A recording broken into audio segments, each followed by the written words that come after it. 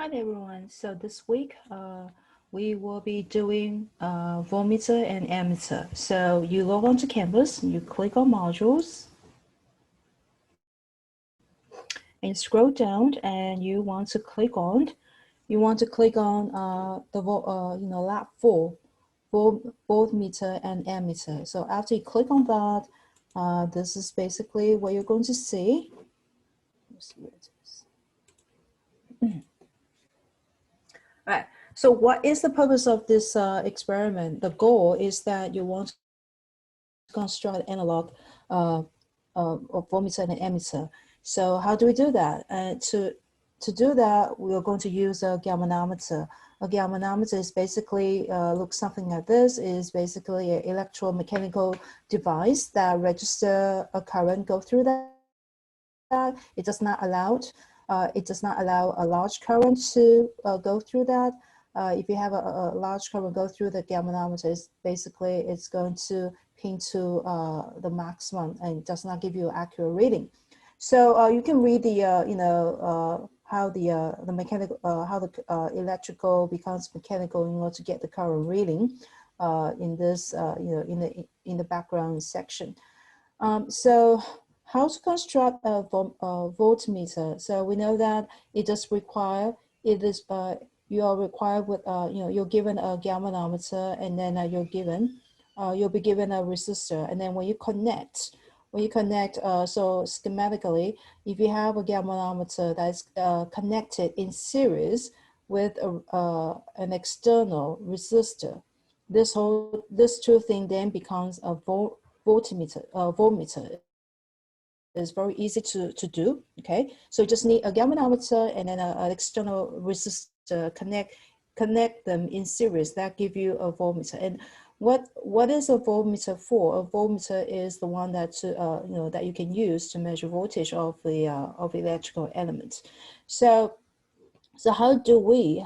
So what is the value of this? What we call what is the resistance value of this resistor that is required in order to build a voltmeter? It is found that the resistor required should be very large because, as I mentioned earlier, the galvanometer does not permit a large current go through that. So you do need to connect a galvanometer to a large resistor. So all the load will be on the resistor, so that the current go through the galvanometer will be small. Okay, so the Ig here indicate the current, the maximum current that goes through the galvanometer, and the building. So in the galvanometer, in this particular instance in our lab, there are three different ranges. So the Ig indicate the one of the current, the limiting current that we use. And so so if you look at this diagram, because you have the Ig is basically can be calculated using the V equals IR. So if this is the total V, the voltage across of these two terminals, then your I, the current that goes through the galvanometer will be voltage versus the resistance value, and that's a internal resistance of the galvanometer. We call that RG, and then this one is the external resistor required to build a voltmeter. We call it RV. So so based on this, we can see that your RV can be calculated using this equation. So this is the equation to use.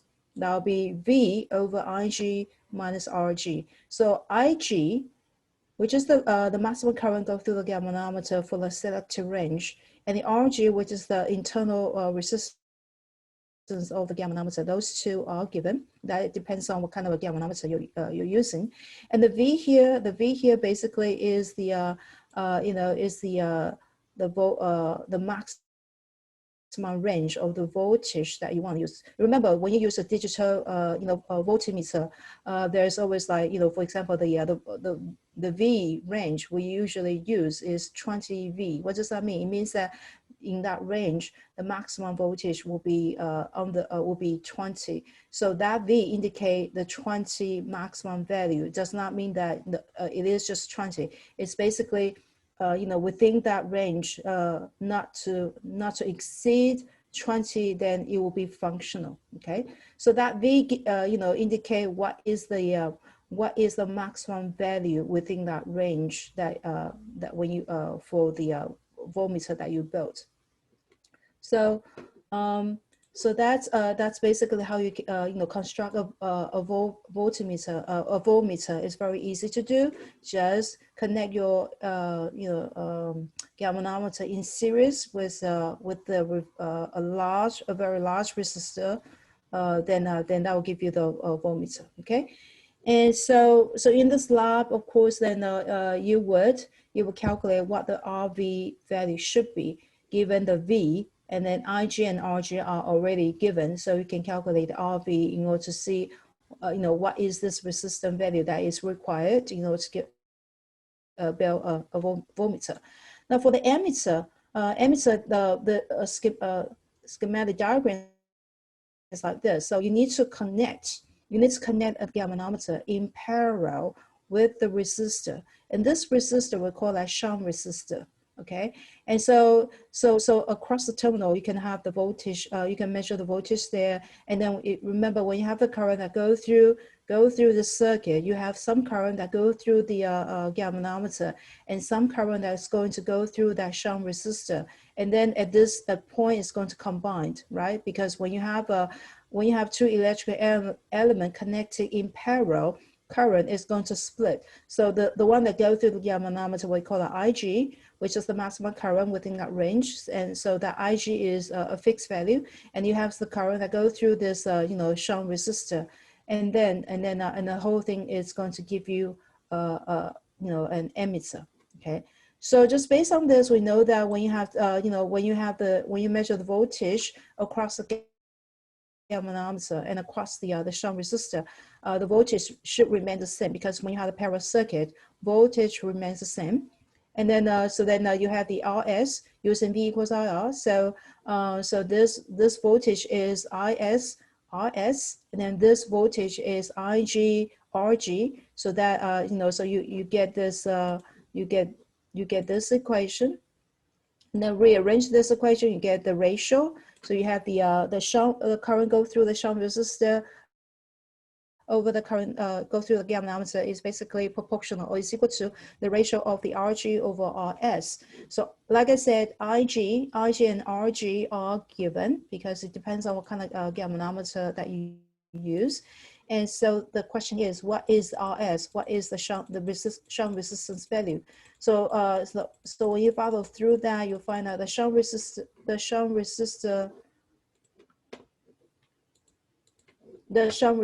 can be calculated using this equation.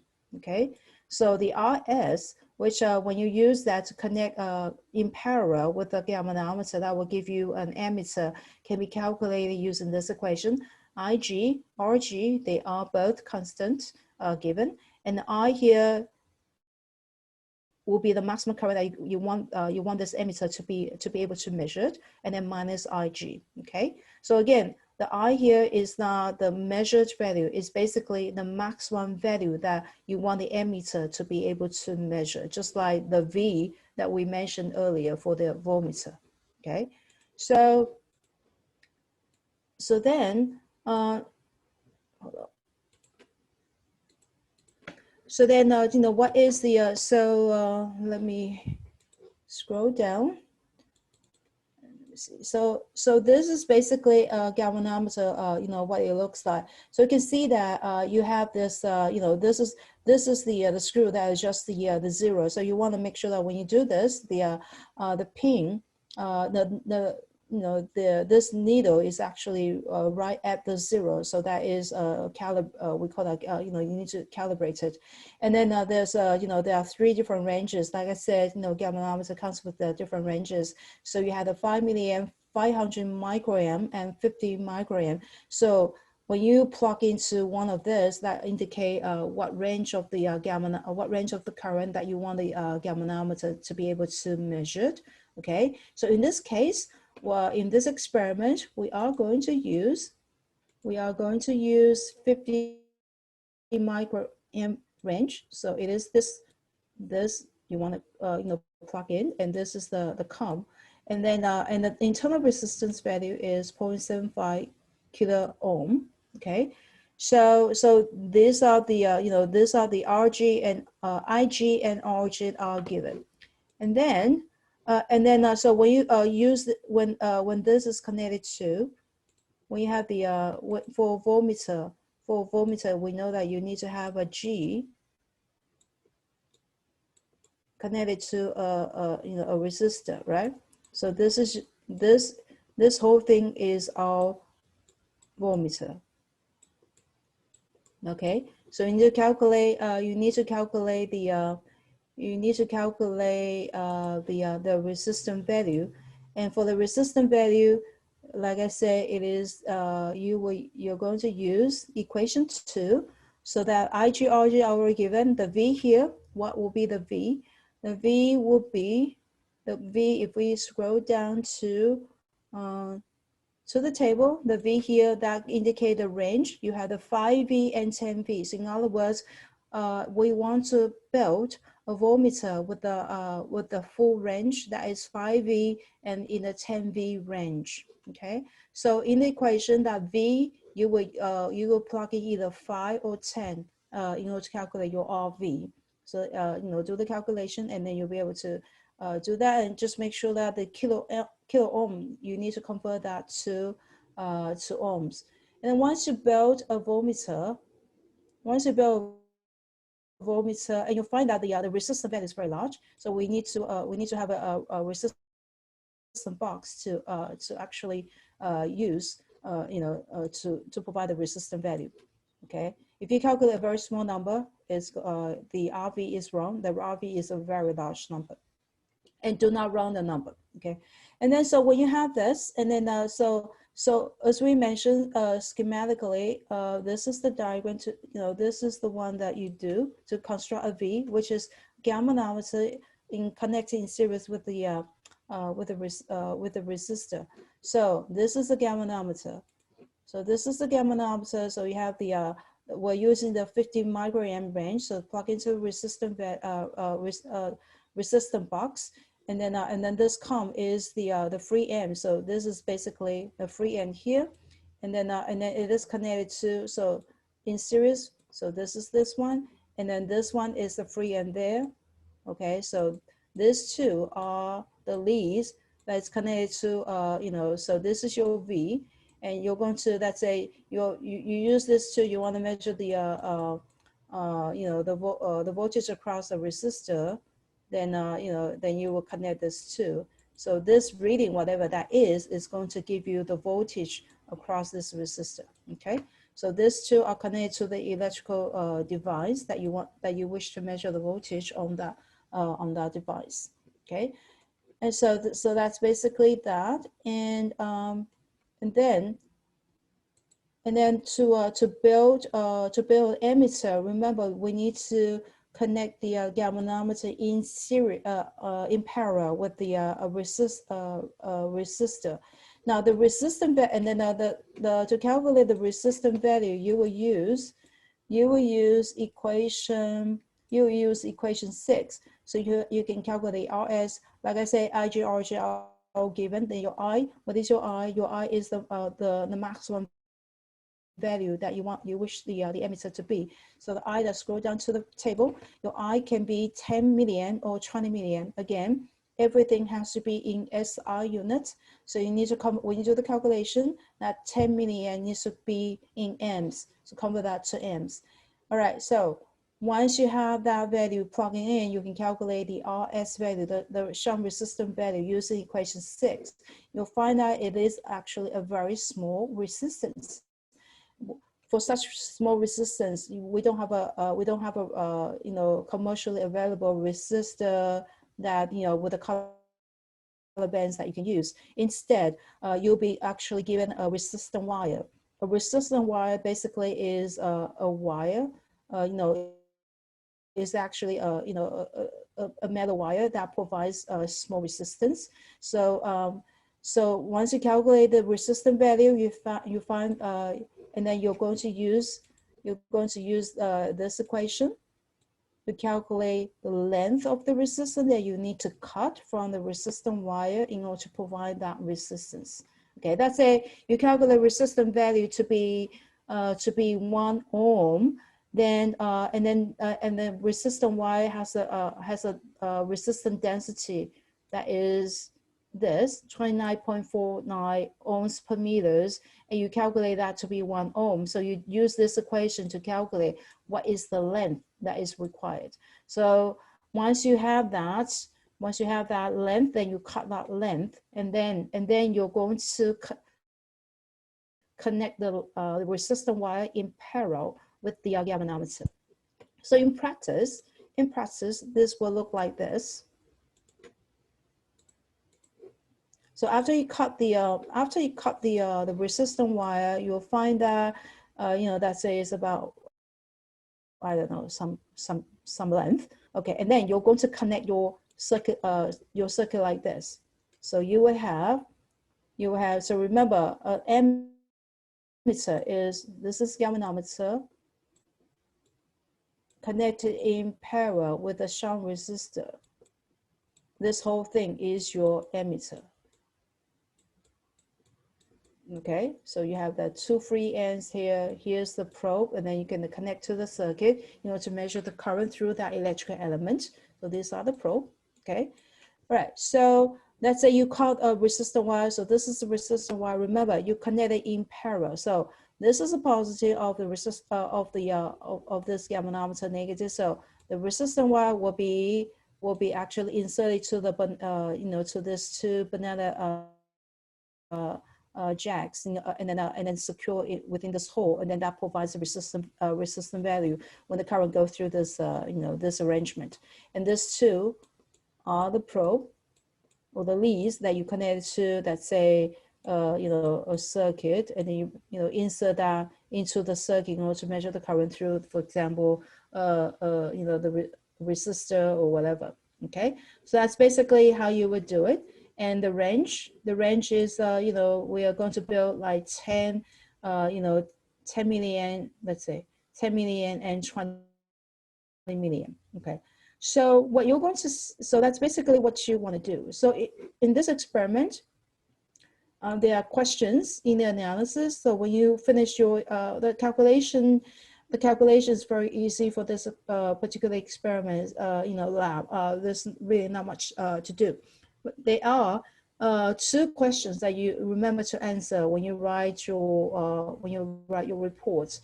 One is that the test current through 460 resistor was 5 milliamp. Convert, you want to get. I'm sorry. What is it, that one?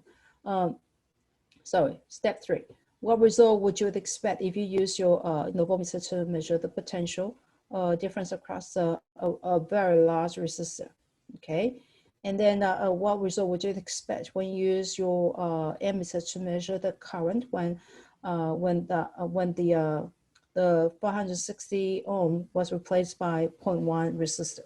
So that 460 ohm was when we want to measure current through through this 460 ohm. So it's basically let's say this is your ammeter. This whole thing is your ammeter, and this is connected to a resistor. Okay, in order to connect in series with the resistor in order to measure the current through this resistor. So that resistor value is just a sec. Shoot. That resistor, sorry, that resistor, the current through that resistor value is 460. That's external. That's the one that you use. Okay, that we use in order to measure the current through that. And so let me see. The other thing I want to say is that the testing. All right. So for this, you can see that the table shows that the 5V and 10V is the full range, and then the RV. So you want to base on that to calculate the resistance value for that. Do the same thing for the shunt resistance. We have the 10 milliamp and 20 milliamp, and then and then the testing voltage. In other words, I output a voltage, and I want your voltmeter to measure the testing the voltage of the equipment and the scale reading. the scale reading will be given. Okay, these are basically your experimental value, which will be given, and then based on that, you want to convert it to the actual the voltage that you got, and then compare to 3V. Let me see. Yes, so the voltage that output is 3V, and you're going to use you will use your voltmeter to measure that voltage and to see if you get 3V or not. And then if you don't get the 3V, then you need to and then there's a percent errors that you can calculate. And the same thing for the ammeter. So based on these two values, you can calculate shunt resistance value, calculate the length that you need to cut the wire in order to provide that resistance, and then our output current, our output in the external circuit, our output the current going through the circuit. You're going to use your ammeter to measure the current, and the so the testing current that output would be 5 milliamp, and then you're going to get your scale reading, which will be provided to you, and you're going to compare to 5 milliamp, convert it to whatever current that should be, and then compare to my 5 milliamp in order to get your percent error. Okay, so that's basically what you want to do. But let me bring up the data. So again, the data can be downloaded from when you go back to your modules. Let's go back to the modules and the lab data. I will upload the lab instruction in the subfolder. The lab data is this, the voltmeter and ammeter. So once you click on that, this is basically what you're going to see. Let's see if this is the one. Not this one, sorry. Let me do this one. I'm sorry. Give me a second. Let me close that. Too many things on my desktop. Where is the data? Do I have the data? All right. Anyway, so let me share this instead. So you open this up, and there's the data.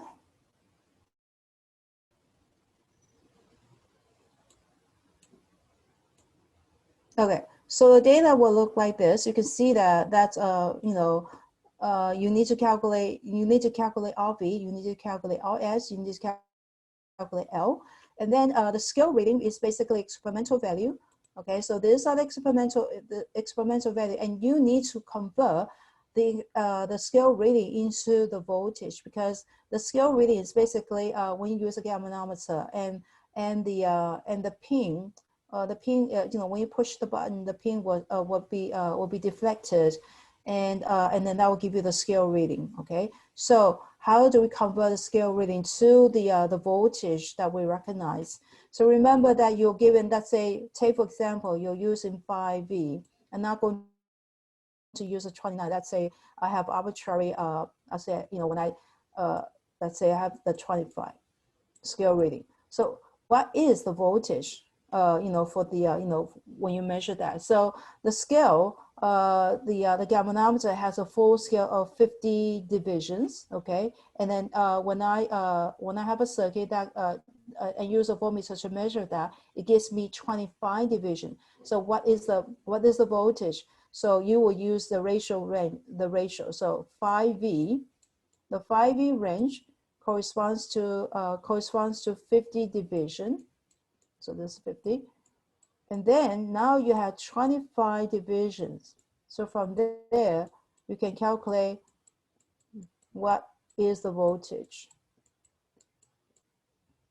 Okay, and then key into the spot here. Okay, so in other words, 5V corresponds to 50 divisions, and then now you have 25 division. What is that voltage? And then that is that, and then you're going to compare. You're going to compare to the testing voltage. So the testing voltage here is 3V.